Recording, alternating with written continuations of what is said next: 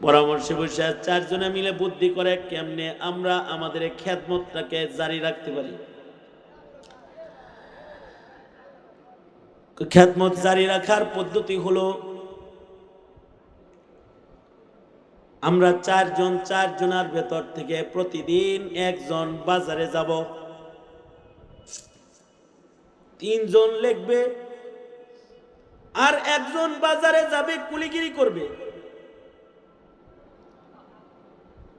একজনে ইনকাম করবে, সে টাকা চারজনে খাবে ডেলি, একজনে কাজ করবে পালাক্রমে। আমরা চারজনের শনিবারে একজন, রবিবারে একজন, সোমবারে একজন, মঙ্গলবারে একজন, আবার শনিবারে যিনি গেছে বুধবারে সে যাবে। 3 দিন পর পর পালা বদল করে আমরা কাজ করব। তাও নবীর হাদিস লেখারে খেদমতকে বন্ধ করা যাবে না, এটা লিখতে হবে। একজন কুলি হয়ে কাজ করব আর 3 জনে খেদমত আঞ্জাম দিব। ঠিক আছে, তাহলে আগামীকালকে কে যাইব? সন্ধ্যা রাতে 4 মুহাদ্দিস মিলা নিজেদের নাম কাগজের ভেতরে লেখা লটারি দিল, কোরা ডালছে, লটারি দিছে। এই চোখ বন্ধ করে একজনের নাম ওঠা, 4 দিন তুই উঠাবি, যার নাম আগে উঠব সে প্রথম দিন বাজারে যাবে। পরের দিন 3 জনের নাম লেখা কোরা ডালবো, 3 জনের ভেতর থেকে যার নাম উঠবে সে বাজারে যাবে। পরের দিন 2 কাগজে লেখা চোখ বান্ধা কোরা দিব, 2 কাগজের ভেতর থেকে হাতায়া হোতায়া যার নাম উঠাইব সে বাজারে যাইব। এরপরে ধারাবাহিকতা আল্লাহর পক্ষ থেকে চলতে থাকবে। আমরা নিজেরা চয়ন করব না, চোখ বন্ধ করে নাম তুলব আর আল্লাহর ফয়সালা মাফিক আমরা বাজারে কাজ করতে যাব। তো প্রথম দিন যখন লটারি দিছে, 4 মুহাম্মাদের নাম লেখা লটারি দিছে, বাবার নাম সহ 4টা নাম কাগজের টুকরা ফেলে লটারি দিয়ে যখন চক্ষু বন্ধ করে একজন রে কাগজ তুলতে বলেছে, একটা কাগজ তুলেছে। এবার চোখ খুলে কাগজ খুলে দেখতেছি পয়লা দিনের কাম কার জিম্মায় পড়ল। কাগজ খুলে দেখি 4 জনের নাম মুহাম্মদ, কিন্তু যার নাম প্রথমবারে উঠছে তার বাবার নাম নাসির, মুহাম্মদ বিন নাসির রহমাতুল্লাহি আলাইহি। উনার নাম লটারিতে উঠছে। বাস আজকের লটারি হয়েছে, কালকের কাম নির্ধারণ হয়েছে, একজন কাজ করবে, বাকি 3 জন আমরা এখন এখানে লেখালেখির কাজ জারি রাখব। লটারির পরে সবাই শুয়ে পড়েছে, সবার ঘুম ধরছে, কিন্তু মুহাম্মদ বিন নাসিরের ঘুম ধরে না। কারণ তার মাথায় এবার 3 জনের খাবারের জিম্মাদারি আইছে। কাম করবে একা, কিন্তু খাবে 4 জন। 3 জন তো ঘুমাইছে, কিন্তু মুহাম্মদ বিন নাসির নামাজে দাঁড়ায় গেছে। নামাজ পড়ে সালাতুল হাজাত পড়ে আল্লাহকে মুনাজাতের ভেতরে বলতেছে, ওগো আল্লাহ, বাজারে আমি যাবো, কালকে আমার বাড়ি, আমি যায় বাজারে যায় যদি ভালো মহাজন পাই তাহলে তো কপাল ভালো, অল্প কাজ করবো, মায়না বেশি পাবো, বন্ধুদের ভালো খাওয়াইতে পারবো। আর যদি এমন কোনো বদনসিব আমারে লয়া যায় যে সারাদিন কাজ করায় বিকাল বেলায় সে কইল টাকা নাই, 2 দিন পরে দিব, তাইলে আমার বন্ধুদের কি অবস্থাই না হবে। আল্লাহ, ওগো আল্লাহ, তুমি আমাকে বাজারে যাওয়ার পরে একটা ভালো মহাজন যোগায়া দিও, যে আমারে অল্প কাজে মায়না বেশি দিবি, তাইলে আমি আমার বন্ধুদের পাশে দাঁড়াইতে পারবো। এই দোয়া কইরা মোহাম্মদ বিন নাসির রহমাতুল্লাহি আলাইহি ঘুমায় পড়েছেন। ফজরের ওয়াক্ত হইলে চারজনে মিলা ফজরের নামাজ পড়েছেন, তিলাওয়াত ইশরাক কইরা তিনজন হাদিস লেখার জন্য বসে গেছেন। আর তিনজনে কয়, মোহাম্মদ তুমি যাও, তুমি বাজারে চলে যাও, যাও তুমি কাজ কাম করে কিছু খাওয়ান দাওয়ান লয়ে আও। মুহাম্মদ বিন নাসির উনি বাজারের দিকে রওনা করেছে। কিছু দূর রাস্তা চলতেই দেখে শহর থেকে উটের পিঠ ভর্তি খাবার লইয়া একটা কাফেলা এই দিকে আসতেছে। মুখোমুখি হয়ে গেলে কাফেলার সর্দার যিনি, তিনি উটের পিঠ থেকে লাফ দিয়ে নেমে বলে, এই ভাই তোর নাম কি? আমার নাম মুহাম্মদ বিন নাসির। আমি তো তোমার এই তালাশ করতেছি, আর তিন মুহাম্মদ কই? তোমরা মুহাম্মদ তো একজন না, এখানে চারজন হওয়ার কথা। আমি একজন, আর ওখানে খেদমতে আছি বাকি তিনজন। সামনে গেলে তাদেরও পাইবা, যাও আমি জায়গা না, তোমার ফিরাইতেই তো আইছি। রাতের বেলায় সরওয়ারে দু আলাম মুহাম্মাদুর রাসূলুল্লাহ সাল্লাল্লাহু আলাইহি ওয়াসাল্লাম স্বপ্ন যোগে এসে আমাকে বলেছে, আপনি কি? আমি এই মিশরের বাদশাহ আহমদ।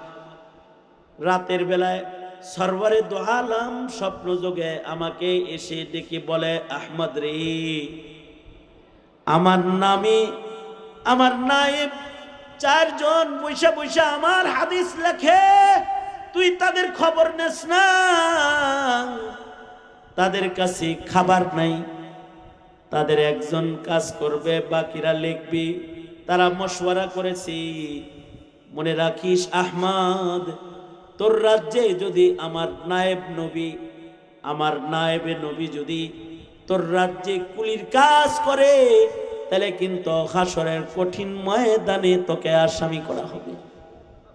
আমি এজন্য আসছি, চলো ভাই, চলো চলে যাই, খেদমত করবা তোমরা, নবীর ইলম লিখবা তোমরা, আর তোমাদের দেখভাল, তোমাদের খেদমত করার জন্য আল্লাহ তাআলা আমি আহমদকে পাঠাইছি।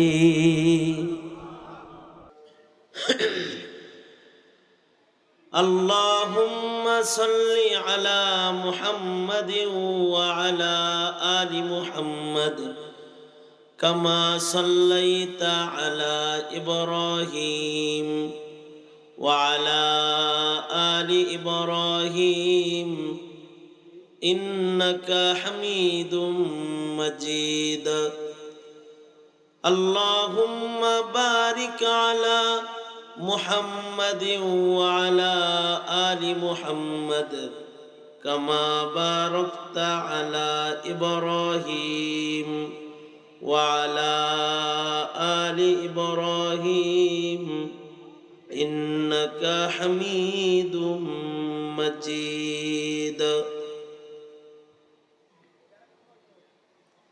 আমাদের মনিব, আমাদের মালিক রব্বুল আলামিনের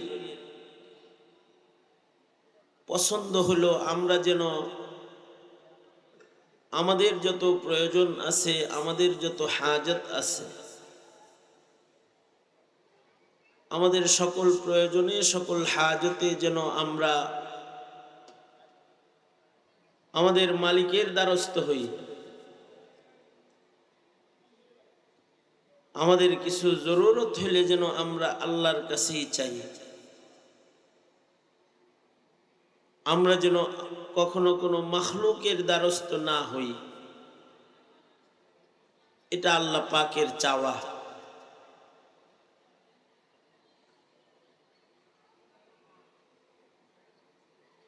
আমরা যেন সব সময় আল্লাহর কাছে যে কোনো সময়,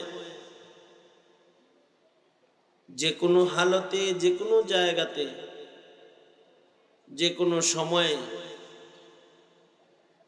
আমাদের প্রয়োজনের জিনিস আমরা চেয়ে যেন আল্লাহ পাকের কাছ থেকে নিতে পারি। এজন্য আল্লাহ তাআলা আমাদেরকে দোয়া নামক প্রশস্ত একটি ইবাদত আমাদেরকে আল্লাহ তাআলা দান করেছেন।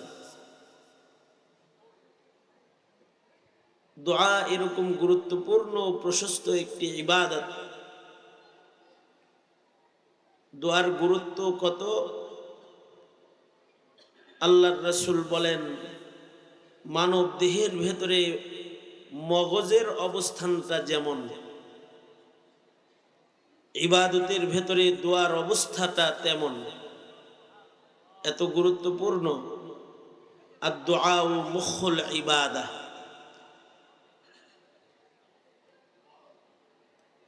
আর এটি আলাদা মুস্তাকিল একটি ইবাদত। দোয়া ছাড়া কোনো ইবাদত নাই। যত ইবাদত আছে সব ইবাদতের ভেতরে দোয়া আছে। এছাড়াও দোয়াকে আল্লাহ তাআলা স্বতন্ত্রই একটি ইবাদত হিসেবে আমাদেরকে আল্লাহ তাআলা দান করেছেন। আমরা যদি আল্লাহর কাছে দোয়া করি, দোয়াটাই আলাদা একটা ইবাদত।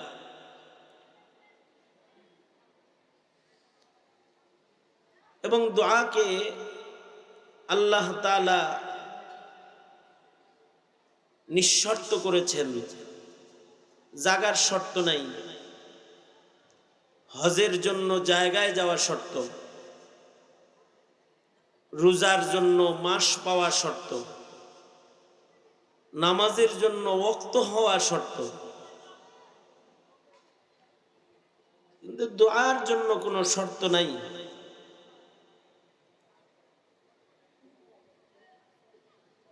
দোয়া করতে ওযু লাগে না,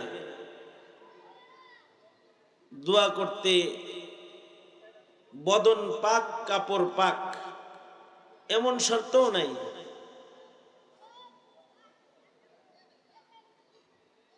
এমনকি দোয়ার ভেতরে আল্লাহ তাআলা বান্দার লৌকিকতাও মঞ্জুর রেখেছেন। লৌকিকতা সহ নামাজ পড়লে নামাজ হয় না,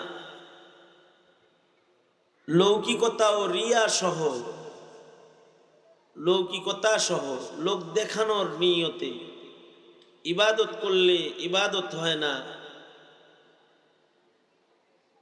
খুলুস, ইখলাস, হাকিকতে ইবাদতকে ইখলাসের মাধ্যমে প্রকাশ করতে হয়। কিন্তু আশ্চর্য একটা ইবাদত হলো দোয়া। দোয়ার ভেতরে বান্দা যদি লৌকিকতা করেও কান্নার ভান করে, আল্লাহ তাআলা কান্নার ভান কেউ কান্না হিসেবে গ্রহণ করে নেয়। আল্লাহর রাসূল সাল্লাল্লাহু আলাইহি ওয়াসাল্লাম সাহাবায়ে কেরামদেরকে বলেছেন, দিল পাথরের চাইতে শক্ত তোমার, চোখে পানি আসে না, কান্না আসতেছে না, তো কান্নার ভান করো, মুখ বাঁকা করো। কান্নার ভান করলেও আল্লাহ তাআলা দোয়ার ভেতরে এই লৌকিকতাকে মঞ্জুর রেখেছেন। নিঃশর্ত একটা ইবাদত। আল্লাহর রাসূল বলেন, আদ-দুআউ হুয়াল ইবাদা। দোয়াটাই স্বতন্ত্র একটা ইবাদত। বান্দা বেশি বেশি দোয়া করবে, আল্লাহর কাছে দোয়ার মাধ্যমে বেশি বেশি চাইবে, এটা আল্লাহ তাআলার পছন্দ। যে বান্দা আল্লাহর কাছে দোয়ার মাধ্যমে তার সকল প্রয়োজন, সকল দরখাস্ত আল্লাহর কাছে পেশ করবে। দোয়ার মাধ্যমে কি চাইবে? সব চাইবে। হাকিমুল উম্মত থানবী রহমতুল্লাহ আলাইহি বলেন, তোমার যদি জুতার ফিতাও দরকার হয়, জুতার ফিতা ছিঁড়ে গেছে, তো তোমার জুতার ফিতাটাও তুমি আল্লাহর কাছে চাও, বলো আল্লাহ আমার জুতার ফিতা ছিঁড়ে গেছে, আমার জুতার ফিতা দেন। জুতার ফিতাই যদি আল্লাহর কাছে চাইতে হয়, তাহলে বাকি যা আছে এগুলো কার কাছে চাইবে?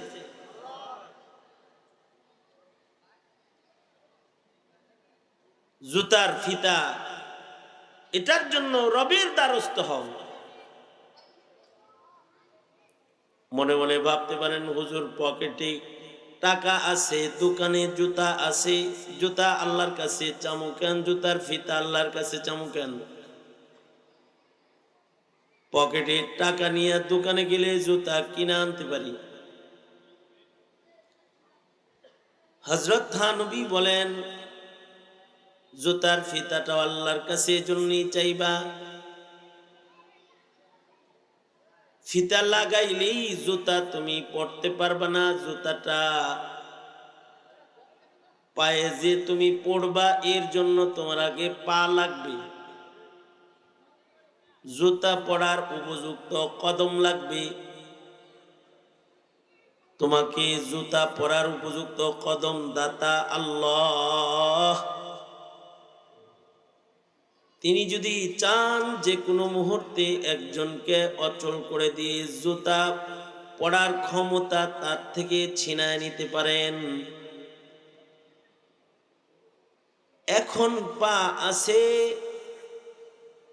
সন্ধ্যাবেলায় পা কেড়ে নিতে পারেন।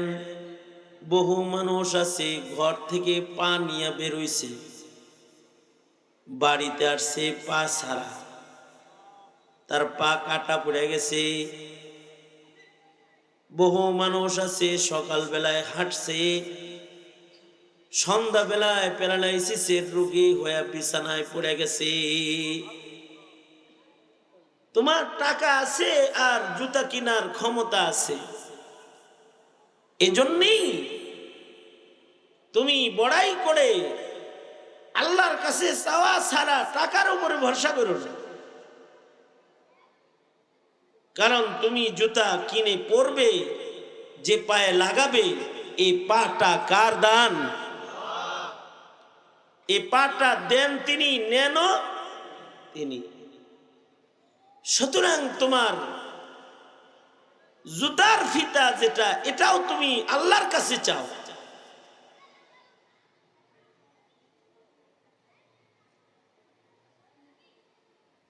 তোমার যা লাগবে সব চাও, কারণ সবার কাছে সব থাকে না, আল্লাহর কাছে সব আছে। আল্লাহু আকবার। আল্লাহর কাছে সব আছে, মানুষের কাছে সব নাই। সব আছে যার কাছে, তিনি হলেন আল্লাহ। আল্লাহর কাছে সব আছে। কিছু জিনিস আছে আমার কাছে আছে, আপনার কাছে নাই। কিছু জিনিস আছে আপনার কাছে আছে, আমার কাছে নাই। কিন্তু সব যার কাছে আছে, লিল্লাহি মুলকুস সামাওয়াতি ওয়াল আরদ, মা ফিস সামাওয়াতি ওয়াল আরদ, যা কিছু আছে আসমান ও জমিনের মাঝে সব যার, সবকিছু যার, তিনি আল্লাহ। আল্লাহর কাছে সব আছে। আল্লাহর কাছে যা আছে এর পরিমাণটা কেমন? আমাদের কাছে যা আছে তার পরিমাণ কম। কারোর কাছে একটাই আছে। অনেক সময় বলবে, ভাই তোর টুপিটা আমার পছন্দ, এটা আমার দিক না, একটাই টুপি আর নাই টুপি। তোমার জামাটা আমাকে দাও, বলবেন না একটা জামাই ভালো, আমার আর ভালো জামা নাই। এটা দেওয়া যাইব না, অন্য কিছু চাও। কিন্তু আল্লাহর কাছে কোনো জিনিস একটা না।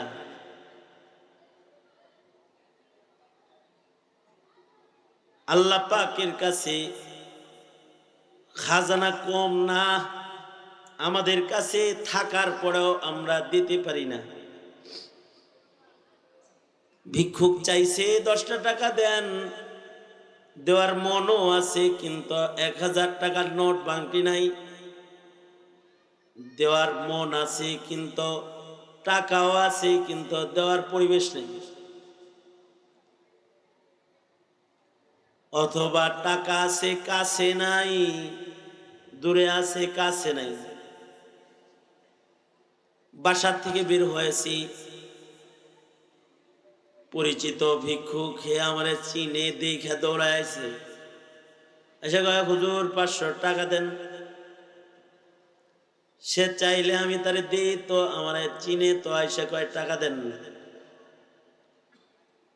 তাই বললাম আছে কিন্তু সাথে নাই। যদি নিতে হয় তাহলে এই জায়গায় না, আমার সাথে আমার মাদ্রাসা পর্যন্ত গেলে পাইবা। আছে কিন্তু সাথে নাই, আমার সাথে অমুক জায়গায় চল। কেউ বলবে আছে কিন্তু ভাঙটি নাই। অনেক সময় দোকানে ভিক্ষুক আইলে চাইলে কয় ভাঙটি নাই, যাও। অনেক দিছি, আজকে যা বাজেট ছিল দেওয়া শেষ, আর বাজেট নাই। চাইছে দিতে দিতে দিতে দিতে বাজেট ফুরায় গেছে। এবার 20 জনের দেওয়ার বাজেট, 21 নম্বরে কেউ আসছে তো তার বাজেট নাই। আল্লাহ পাকের দেওয়াটা এমন বাজেটওয়ালা দেওয়া না, বিগাইরি হিসাব।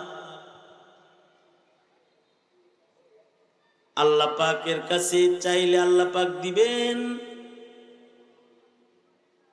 আমাদের বাজেট করার দরকার, আল্লাহর বাজেট করার দরকার নাই। কত দিবেন, একসাথে কত জনকে দিবেন?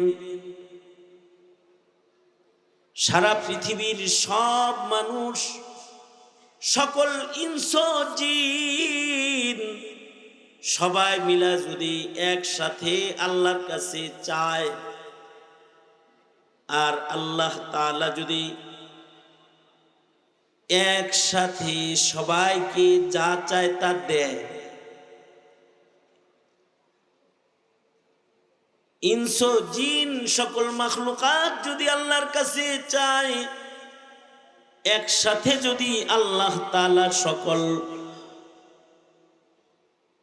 মাখলুকাতের চাওয়া পূরণ করে দিয়ে দেয়, তাতেও আল্লাহ পাকের খাজানা এত বড়,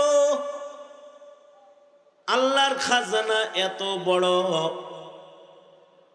সবাইরই একসাথে দিলেও আল্লাহর খাজানা থেকে এক চুল কমবেও না। ইমাম গাজালি বলেন, সাগর থেকে সুই দিয়া সাগরের ভেতরের 1 ফোঁটা পানি উঠাইলে যেমন হবে, আল্লাহ পাকের খাজানার থেকে সবাইকে দেওয়ার পরও আল্লাহর খাজানার অবস্থা তেমন। সব দেওয়ার পরেও এ খাজানার শেষ নাই, এ খাজানা বিশাল। সুতরাং যার খাজানা এত বড়, চাইতে তো হবে তার কাছেই। আমি যদি অসম্ভব কিছু চাই, তাও তিনি সেটা দিবেন। মেম্বারের কাছে যায় কিছু চাইলেন, উনি বললেন এটা আমার কাম না, এটা চেয়ারম্যানের কাম। চেয়ারম্যানের কাছে চাইলেন, তিনি বলল এটা আমার ক্ষমতার বাইরে, এটা এমপি সাহেবের ক্ষমতা। প্রধানমন্ত্রীর কাছে কিছু চাইলেন, সে বলল আমি মন্ত্রী পরিষদের বুদ্ধি ছাড়া দিবার পারতেছি না, অক্ষম আমি। বাইন্ডিংস, কোনো অক্ষমতা দেওয়ার বেলায় যার নাই, তিনি সকল ক্ষেত্রে সকল কিছুতে সক্ষম। সেই সক্ষম মালিক হইলেন একজন, তিনি হইলেন আল্লাহ। দুনিয়ার সব মানুষ অক্ষম, দুনিয়ার সব দেশ অক্ষম, স্বয়ং সম্পূর্ণ নয়। দুনিয়ার সব মানুষ অক্ষম, সক্ষম স্বয়ং সম্পূর্ণ একজন, তিনি হলেন আল্লাহ তাআলা। সুতরাং অক্ষমের কাছে হাত পাতা যায়, যে অক্ষম তার কাছেও হাত পেতে বসে থাকার দরকার আছে? হাত পাতবা চাইবা তো চাও, যিনি সক্ষম তার কাছে চাও। সক্ষম কে? জোরে আওয়াজ করে সবাই বলেন কে? আল্লাহ তাআলা সক্ষম, আর বান্দা হলো অক্ষম। আমি অক্ষম, আপনারা অক্ষম। সক্ষম না কেউ? অক্ষম। অক্ষমতা দিয়েই আমাদের জীবন ঘেরা, আমরা অক্ষম, সবাই অক্ষম। খালেদা জিয়াও অক্ষম, শেখ হাসিনাও অক্ষম, ডক্টর ইউনূস অক্ষম, মোদি অক্ষম, আমেরিকার প্রেসিডেন্ট অক্ষম, রাশিয়ার প্রেসিডেন্ট অক্ষম। সক্ষম একজন, তিনি জোরে বলেন। হাসিনা যদি সক্ষম হইত, তাহলে যা রান্না করছিল খাইতে পারত। যা রান্না হলো খেতে পারলো না, ছাত্ররা খেয়ে নিল, আর তিনি না খেয়ে উড়াল দিয়ে চলে গেল। যদি সক্ষম হতো তাহলে গণভবনে বসে থাকতো। অক্ষম, নিরুপায় হয়ে বের হয়ে গেল। অক্ষম। যদি এরপরেও সক্ষমতা দেখাইতো, আর যদি গণভবনে তখন বসে থাকতো, তাহলে হাসিনার দশা কি হতো? গণভবনের ইট দেখলে বোঝা যায়। গণভবনের চতুর্দিকের ডবল দেয়ালের ইট যেমন ছাত্র জনতা খুলে ফেলেছে, ওখানে গিয়ে ওরা হাসিনাকে পেললে তার গায়ের চামড়া খুলে নিয়ে আসতো, চামড়াটাই খুলে। কারণ সে সক্ষম না অক্ষম? সক্ষম না অক্ষম? অক্ষম। सरापा आजिज़ी होने ने बंदा कर दिया हमको, सरापा आजिज़ी होने ने बंदा कर दिया हमको, वगरना हम खुदा होते जो दिल बे आरज़ू होता, वगरना हम खुदा होते जो दिल बे आरज़ू होता। सरापा आजिज़ी होने, सरापा आजिज़ी होने ने बंदा कर दिया हमको, वगरना हम खुदा होते जो दिल बे आरज़ू होता, वगरना हम खुदा होते जो दिल बे आरज़ू होता। আমরা যা চাই তা হয় না, এ কারণে আল্লাহর কাছে আমাদের তৌফিক চাইতে হয়। আমরা আজিজ, আমরা অপারগ। এই অপারগতা একজনার নাই, যিনি চাইলেই হয়। এই শান, এই মাকাম একজনার, আমরা ইচ্ছা করলে সেটা হয় না। আমরা চাই একরকম, হয় আর এক রকম, কারণ আমরা অক্ষম। আল্লাহ পাকের শান, আল্লাহ পাক সক্ষম। ইদা আরাদা শাইআন আন ইয়াকুলা লাহু কুন ফায়াকুন। একমাত্র সক্ষম মনিব মালিক একজন আছেন, তিনি যখন যা ইচ্ছে করেন, ইরাদা করেন, তিনি বলেন কুন তো ফায়াকুন। তিনি ইচ্ছে করেন আর তিনি বলেন হও তো হয়ে যায়। আকাশকে বললেন কুন, আকাশ হয়ে গেল। জমিনকে বললেন জমিন হও, জমিন হয়ে গেল। পাহাড়কে বললেন পর্বতমালা বসে যাও, পাহাড় বসে গেল। গ্রহ নক্ষত্র কোন বললেন শূন্যের উপরে কক্ষপথে ঘুরতে লাগলো। যেমন তিনি চাইলেন তেমন সে ঘুরল, তেমন সে চলল। এই যে সক্ষমতা, এটা একমাত্র একজনের শান। এই সক্ষমতার শান মহান আল্লাহর। ইদা আরাদা শাইআন আন ইয়াকুলা লাহু কুন ফায়াকুন। তিনি যদি বলেন হও তাহলে সেটা হয়ে যায়। এই সক্ষমতা শুধুই মাত্র আল্লাহর। আর আমি চাই একরকম, হয় আর এক রকম। আজজি, অপারকতা, আমার শান বান্দা হওয়ার কারণে বান্দা তো অপারক হবে, বান্দা তো অক্ষম হবে। সক্ষম হলেন আল্লাহ। এ কারণে আল্লাহর চাওয়া হলো আমি সক্ষম, তুই যা চাস সব দিতে আমি সক্ষম। সুতরাং তোর যা লাগবে সব চাবি আমার কাছে। ইদা সাআলতা ফাসআলিল্লাহ। যখন কিছু চাইবা তখন আল্লাহর কাছে চাইবা। যা লাগবে সব আল্লাহর কাছে চাইতে হবে। ছেলে দরকার, মাজারে না, কবরে না। মেয়ে দরকার, পীরের দরগায় না। ক্ষমতা দরকার,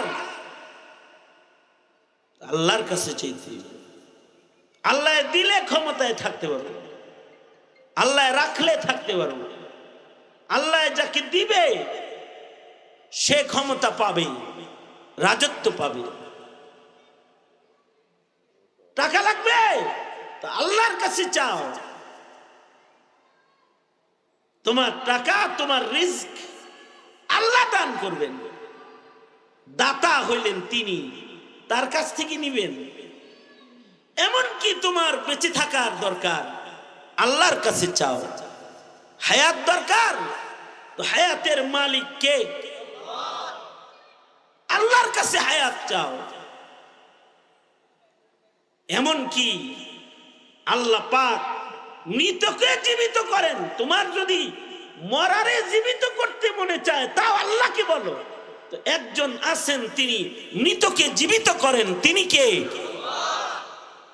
মরারে জীবিত করে ফেলবেন। সাহাবী যুদ্ধের ময়দানে যাইতেছেন। সাহাবীর একমাত্র যুদ্ধে যাওয়ার সামান সওয়ারি একটা দুর্বল ঘোড়া, দুর্বল একটা গাধার পিঠে সওয়ার হয়ে সাহাবী যুদ্ধে যাইতেছে। দুর্বল গাধার পিঠে সওয়ার হয়ে শত শত মাইল দূরে যুদ্ধে যাইতেছে।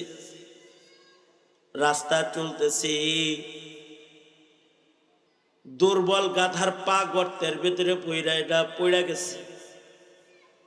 গরমের মধ্যে মরুভূমিতে এটা চলতে পারে না। গরমে এটা প্রেসার উঠছে, স্ট্রোক করছে, মরে গেছে। গাধা মরে গেছে। সাহাবী আল্লাহর কাছে বলে, আল্লাহ তুমি তো জীবিতকে মরণ দান করনে ওয়ালা আর মৃতকে জীবিত করনে ওয়ালা। তুমি আমার এমন মালিক যে মালিক জীবিতরে মারো, মরারে জীবিত করো। তোমার কুদরতের ভেতরের জিনিস বাইরের জিনিস নয়। তুমি জীবিতকে মারো, মরারে জীবিত করো, এটা তোমার শান। আল্লাহ, আমি যুদ্ধে যাব, আমার একমাত্র সম্বল আমার এই মরা গাদা, গাদাটা যেটা লয়ে গেলাম মরে গেল। আল্লাহ, আমি যুদ্ধে যাব, তোমার দিনের যুদ্ধে, দিনের পতাকাকে উঁচু করার যুদ্ধে আমি সামিল হব। আমি শহীদ হব, নয়তো গাজী হব। যুদ্ধে যাব, পায়ে হেঁটে এত দূর যুদ্ধে যাওয়ার ক্ষমতা আমার নাই। ওগো আল্লাহ, তোমার কাছে আমার দরখাস্ত,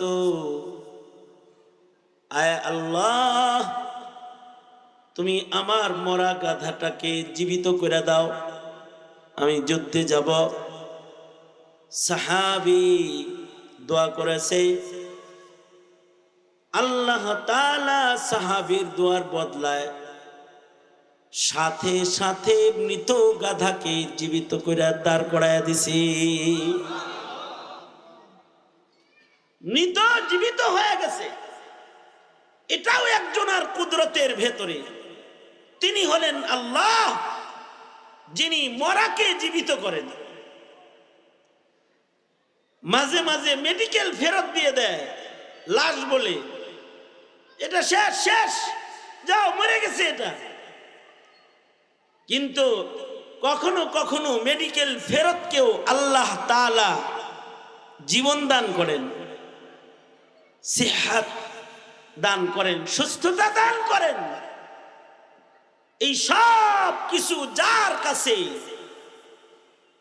কিছু লাগলে, কিছু চাইলে তো তার কাছেই যাওয়া দরকার। এ কারণে বান্দার যত হাজাত আছে, সব হাজাত বান্দা আল্লাহর কাছে বলবে, আল্লাহর কাছেই চাইবে। যত বেশি চাবে আল্লাহর কাছে, আল্লাহ তত বেশি খুশি হবে। আর যে আল্লাহর কাছে চায় না, তার উপরে আল্লাহ নারাজ হয়। এটা আল্লাহ পাকের আশ্চর্য শান। তার কাছে চাইলে তিনি খুশি, না চাইলে তিনি নারাজ হয়ে যান। খাওন দরকার, আল্লাহর কাছে খাওন চাইবে।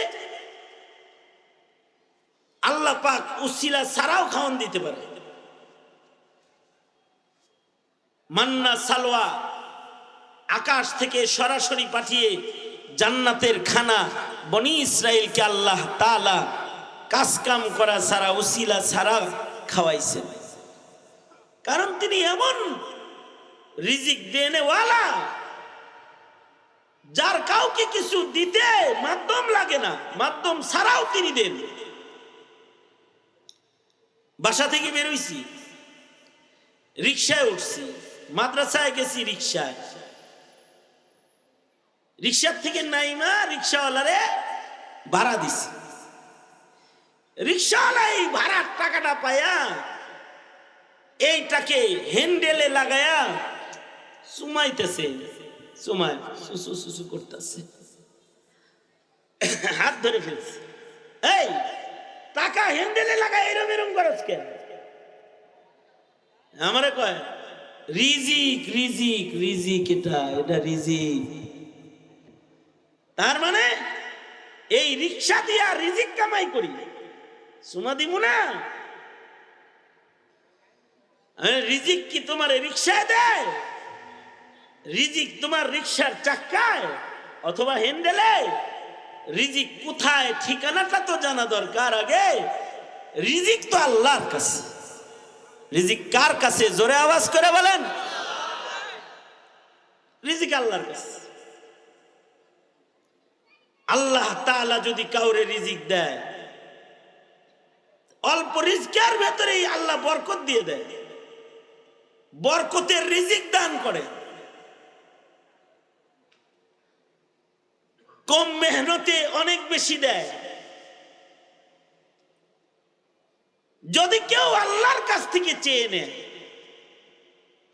তো আল্লাহ তাআলা দিয়ে দেয়। এমন ভাবে দেয় যে বান্দার হিসাবের বাইরে চলে যায়। ওমাই ইয়াত্তাকিল্লাহ ইয়াজআল লাহু মাখরাজা ওয়া ইয়ারযুকুহু মিন হাইসু লা ইয়াহতাসিব। বান্দার ক্যালকুলেটর আর হিসাব নিকাশের বাইরে চলে যায় আল্লাহর দেওয়াটা। আল্লাহ এমন ভাবে বান্দাকে দিয়ে দেয়, যদি আল্লাহ কাউরে দেয়। কয়দিন আগে কুড়া ঘরে ছিল, হঠাৎ করে 5 তালা। কেমনে হইল রে? কয় হইছে এমনি এমনি।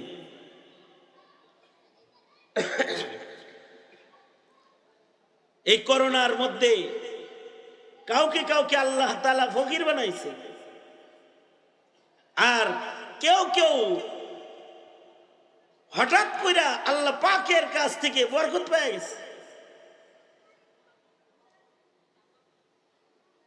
আমার সাথে একজনের দেখা হয়েছে, তো কয় এটা করোনা ধনী। কি ধনী? করোনায় ধনী করছে। আরে করোনার সময়ও ধনী হয়েছে। এমন মাল বানাইতো যেটা মার্কেটেই চলে না, মাস্ক। এই মাস্ক হঠাৎ করে মার্কেটে উঠা এমন বেচা বেচছে, হেয়ার মালের মতো কারোর মাল আর চলেই নেই। ফহিনী 1000 কোটি টাকার মালিক হয়ে গেছে। আবার কেউ তো এই সময়ে ফকির হয়ে গেছে, কারোর ব্যবসায় ধস নেমে গেছে, অর্ডার ক্যান্সেল হয়ে গেছে, গার্মেন্টস অচল হয়ে গেছে। আল্লাহ দিলে বিপদের ভিতর দিয়েও দিয়ে দেয়। আল্লাহর দান এরকমই হয়। বান্দার হিসাব দিয়ে আল্লাহর হিসাব না। বান্দার ক্যালকুলেটরটা তো ছোট, এটার হিসাব কি আর? আল্লাহ দিলে বেগাইরে হিসাব দান করেন। অকল্পনীয় পথে আল্লাহ তাআলা রিজিক দান করেন। এই কারণেই উম্মতের মুত্তাকি বান্দা যারা, এরা রিজিকের ধান্দা করে না। এদের জিন্দেগিতে রিজিকের চিন্তা নাই। কি খামু আগামী কালকে, পরশু কি খামু, আগামী বছর কই থাকমু, কি করমু, এই চিন্তা নাই। কারণ তাদের তাকওয়ার কারণে আল্লাহ তাআলা হিসাব ছাড়া কল্পনার বাইরের রিজিক তাদের দান করেন। কিছু মানুষের রিজিক হইল মিন হাইসু ইয়াহতাসিব, যেরকম তার হিসাব নিকাশ আল্লাহর দেওয়া তার সাথে তেমন।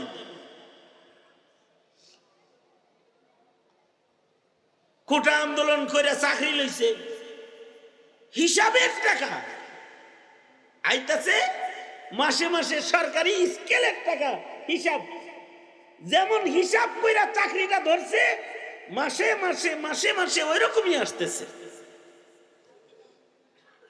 আর আরেকজন আল্লাহ দিয়ে দিছে লা ইয়াহতাসিব, কল্পনার বাইরে দিয়ে দিছে। এত বড় শিক্ষিত তার নাই, অশিক্ষিত এক লোক হে ধনী হয়ে গেছে।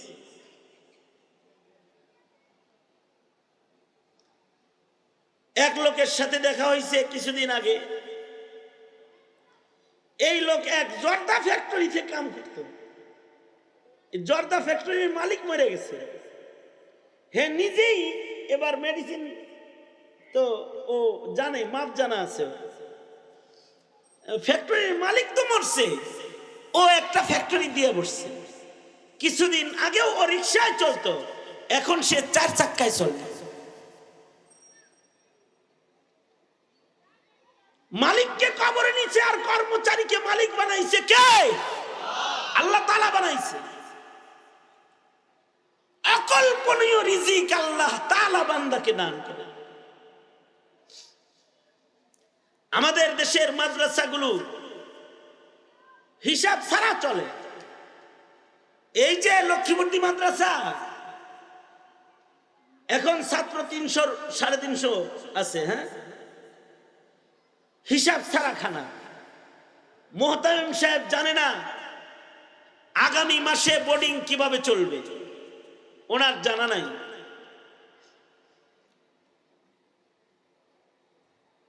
আল্লাহ তাআলা পাঠিয়ে দেন একটা না মাদ্রাসা, কোটি কোটি তালবে ইলমরা লেখাপড়া করতেছে, শত শত হাজার হাজার মাদ্রাসা হিসাব ছাড়া। আজকের বাজারও নাই, কালকেরটা তো কল্পনাই নাই, হঠাৎ করে রাতের অন্ধকারে আসে। কারণ রাজ্জাক মালিক একজন আছেন, তিনি তার বান্দার রিজিক তো প্রস্তুত করে রেখেছেন। রিকশাওয়ালারে বললাম, মিয়া এটারে কইতেছ রিজিক? এত চিন্তা রিজিকের, নামাজ পড়ার টাইম পাও না, এই রিজিক এহেনে সুমাও না বুঝা। মায়ের পেটে যখন ছিলা তখন রিজিক দিছে কে? তখন তো আর রিকশা চালানোর শক্তি ছিল না। কেবল মায়ের পেটে আসছ, তোমাকে এই বন্দি মায়ের রেহেমের ভেতরে আল্লাহ তাআলা তোমাকে রিজিক দিয়ে বাঁচিয়ে রেখেছেন 10 মাস। বাইরে বেরোইছ, যেমন দুধ তুমি খেতে পারবে তেমন দুধ তোমার মায়ের স্তনে আল্লাহ দান করেছে। প্রথম 3 মাসের দুধ একরকম দিছে, পরের 3 মাস আর এক রকম দিছে, তারপরের 3 মাস আর এক রকম দিছে। তরল দুধ দিছে, এক পর্যায়ে মিষ্টতা বাড়ায় দিছে, ঘন দুধ দিছে। বাচ্চা মায়ের পেটে আসার সাথে সাথে সন্তানের রিজক আল্লাহ তাআলা মার স্তনটা ভরে দিয়ে দেয়। রাজ্জাক তো তিনি। এ কারণে আল্লাহর রাসূল আশ্চর্য একটা জিকির শিখাইছেন। আল্লাহর নবী শিখাইছেন, আল্লাহকে ডাকো, ইয়া রাজিকাত তিফলিস সাগীর। আল্লাহকে ডাকো, ও ছোট্ট বাচ্চাকে রিজিক দেনে ওয়ালা আল্লাহ। ইয়া রাজিকাত তিফলিস সাগীর, ইয়া রাজিকাত তিফলিস সাগীর। ছোট বাচ্চাটাকে রিজিক দেনে ওয়ালা আল্লাহ। আল্লাহ যদি ছোট্ট বাচ্চাকে রিজিক দিতে পারে, তোমারে দিতে পারবো না? তোমাকেও দিবেন, তবে তুমি চাইতে হবে, বলতে হবে আল্লাহুম্মা রযুকনি, ওগো আল্লাহ আপনি আমাকে রিজিক দান করেন।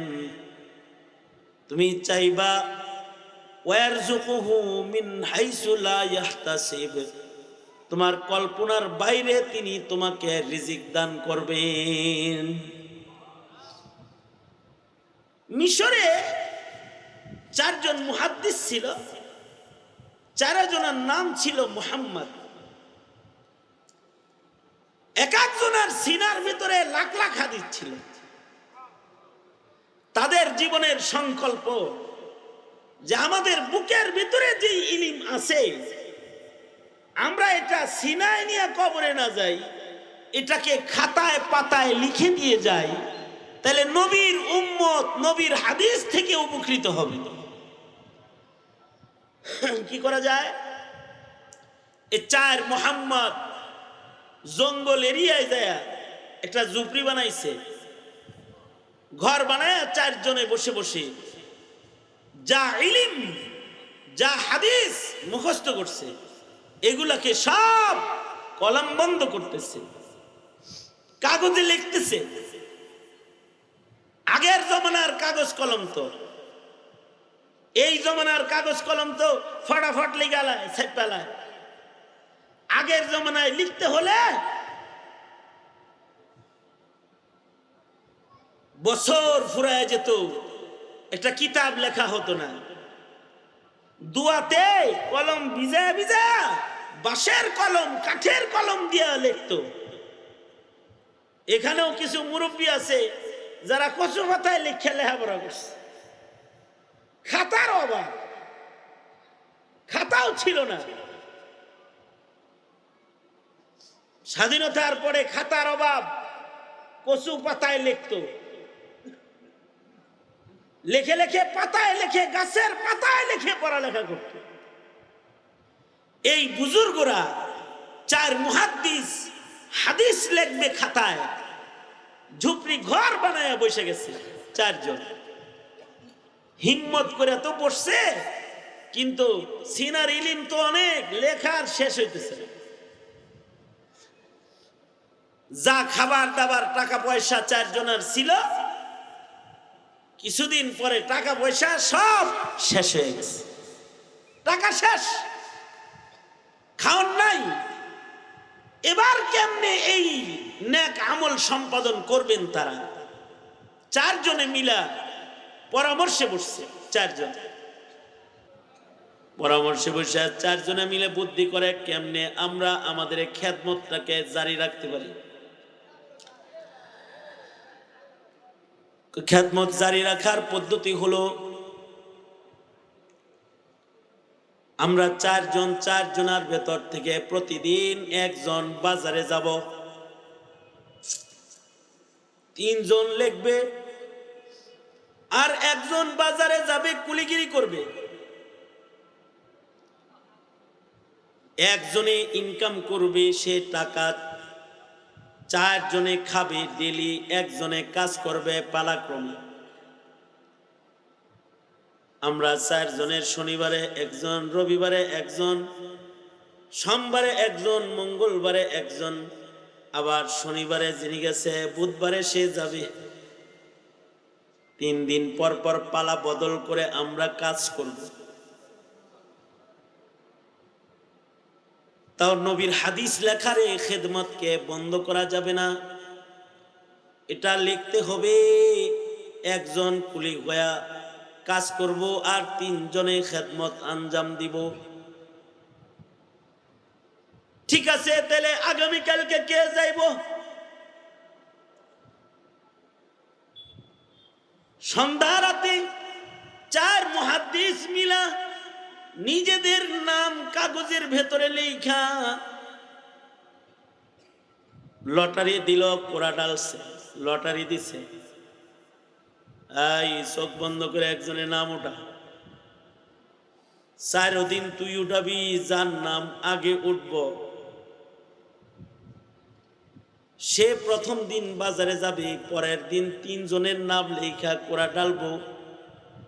3 জনের ভেতর থেকে যার নাম উঠবে সে বাজারে যাবে, পরের দিন 2 কাগজে লেখা চোখ বন্ধা কোরা দিব। 2 কাগজের ভেতর থেকে হাতায়া হুতায়া যার নাম উঠাইব সে বাজারে যাইব। এরপরে ধারাবাহিকতা আল্লাহর পক্ষ থেকে চলতে থাকবে।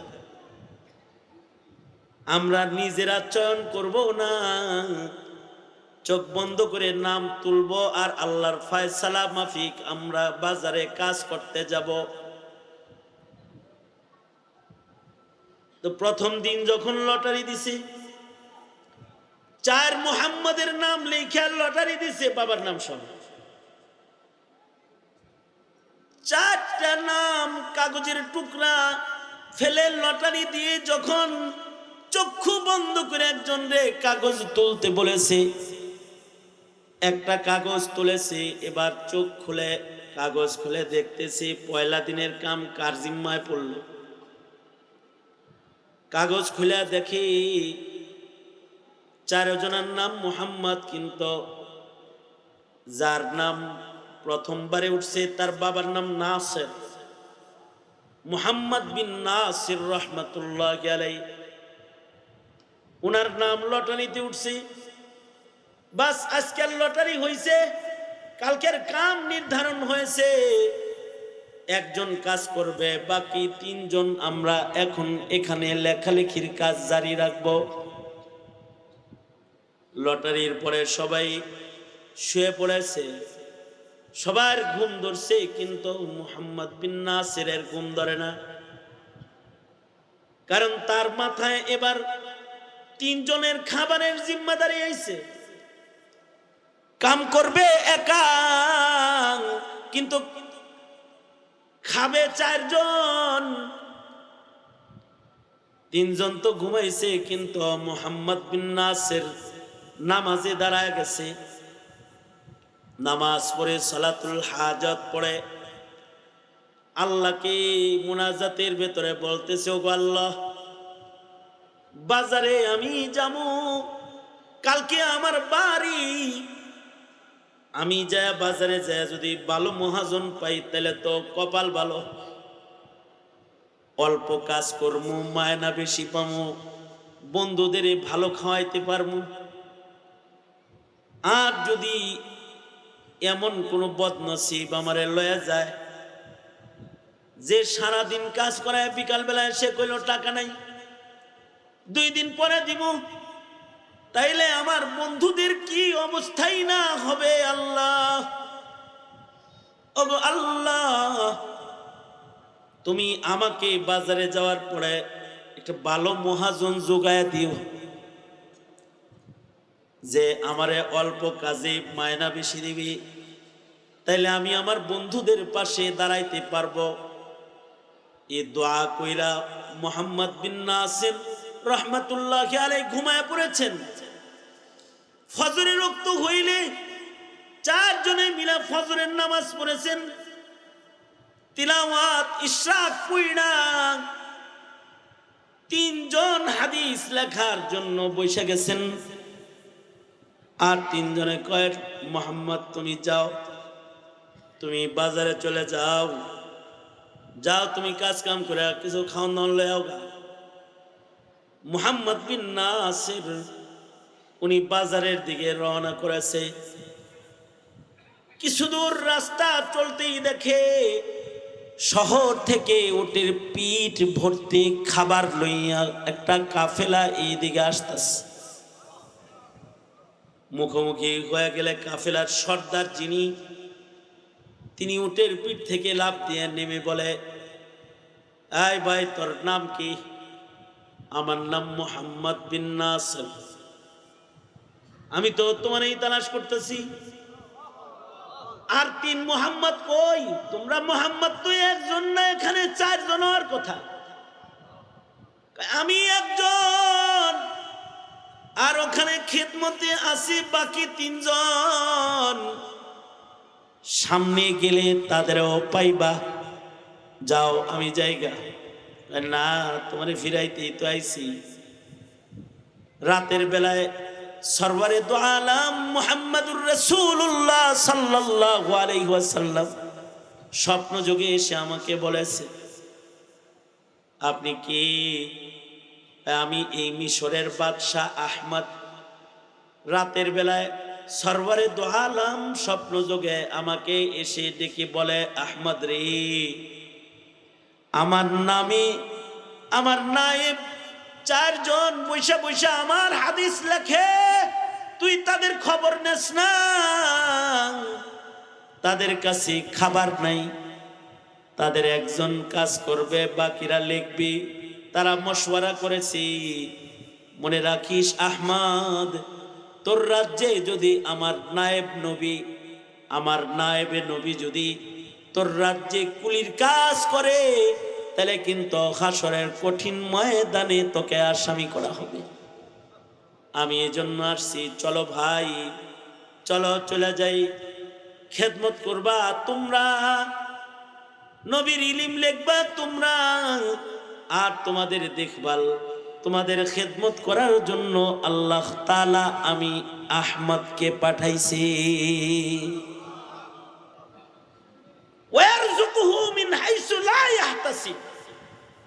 এই বাদশা সেখানে মাদ্রাসার ঘর করে দিল একটা, আর এই 4 মুহাদ্দিস ওখানে বসে বসে হাদিস লিখলো। বাদশা তার রাজ খাজানাত থেকে তাদের খেদমত আঞ্জাম দিত। ওমান ইয়াত্তাকিল্লাহ ইয়াজআল লাহু মাখরাজা। আমাদের দেশের মাদ্রাসাগুলোর হালাত এই, এখানে নবীর নায়েবরা উম্মতের মুসলমান সন্তানদের সিনাকে ইলম দিয়ে আবাদ করেন, তাদের সিনার ভেতরে ইলম ভরে, ইলম লেখে, তাদের খেদমত এই উম্মতের মালদার ক্ষমতাসীন যারা তারা খেদমত করে। একটা যুগ গেছে রাষ্ট্রের পক্ষ থেকে এই ইলমি খেদমতকে আঞ্জাম দেওয়া হতো, রাষ্ট্রীয়ভাবে ইলমের খেদমত আঞ্জাম দেওয়া হতো। দুঃখজনক অবস্থা, আমাদের রাষ্ট্রীয়ভাবে ইলমি খেদমত আঞ্জাম দেওয়ার জমানা তো এখন হারিয়ে গেছে। রাষ্ট্রীয়ভাবে ইলমের খেদমতকে বন্ধ করার পায়তারা এখন শুরু হয়ে গেছে, রাষ্ট্রীয়ভাবে বন্ধ করার পায়তারা।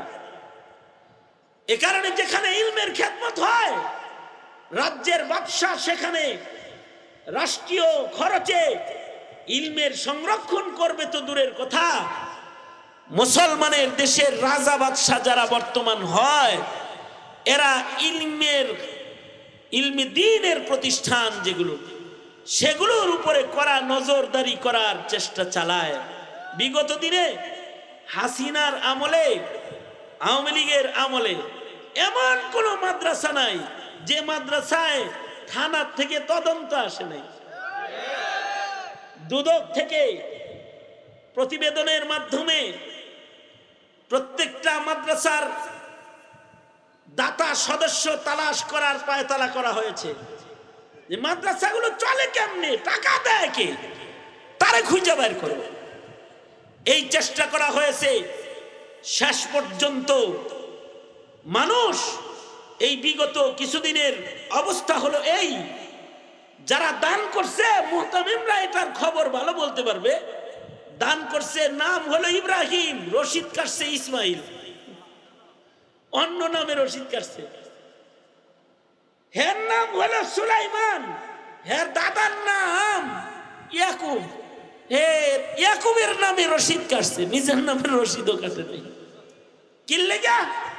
মাদ্রাসার দাতার খাতায় যদি নাম দেখে যদি কোনো প্রেসার দেয়া হয়, তার মানে হলো মাদ্রাসা শিক্ষাকে জারি রাখা তো দূরের কথা, বন্ধ করার পায়তারা করা হয়েছে। বারবার বন্ধ করার পায়তারা।